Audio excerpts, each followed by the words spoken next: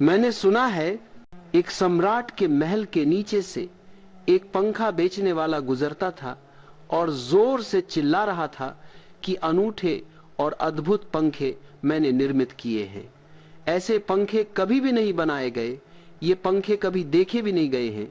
सम्राट ने खिड़की से झांक कर देखा कि कौन है जो अनूठे पंखे ले आया है। सम्राट के पास सब तरह के पंखे थे, दुनिया के कोने कोने में जो मिल सकते थे।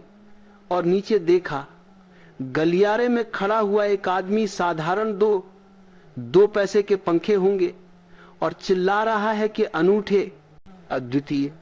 उस आदमी को ऊपर बुलाया और पूछा कि इन पंखों में क्या खूबी है, दाम क्या है इन पंखों के।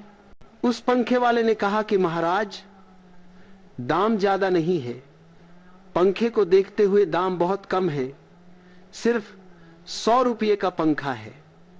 सम्राट ने कहा, 100 रुपये, ये 2 पैसे का पंखा जो बाजार में जगह जगह मिलता है, और 100 रुपये दाम, क्या है इसकी खूबी? उस आदमी ने कहा, खूबी, ये पंखा 100 वर्ष चलता है, 100 वर्ष के लिए गारंटी है, 100 वर्ष से कम में खराब नहीं होता है।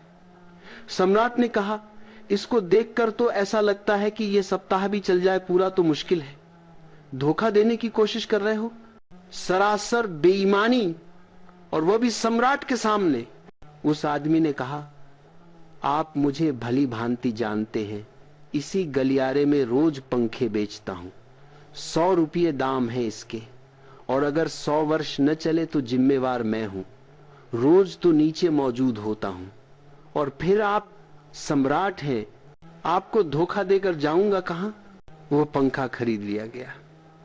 सम्राट को विश्वास तो न था, लेकिन आश्चर्य भी था कि यह आदमी सरासर झूठ बोल रहा है, किस बल पर बोल रहा है। पंखा 100 रुपये में खरीद लिया गया और उससे कहा कि 7वें दिन तुम उपस्थित हो जाना। 2-4 दिन में ही पंखे की डंडी बाहर निकल गई। 7वें दिन तो वह बिल्कुल मुर्दा हो गया। लेकिन सम्राट ने सोचा कि शायद पंखे वाला आएगा नहीं, लेकिन ठीक समय पर 7वें दिन वह पंखे वाला हाजिर हो गया।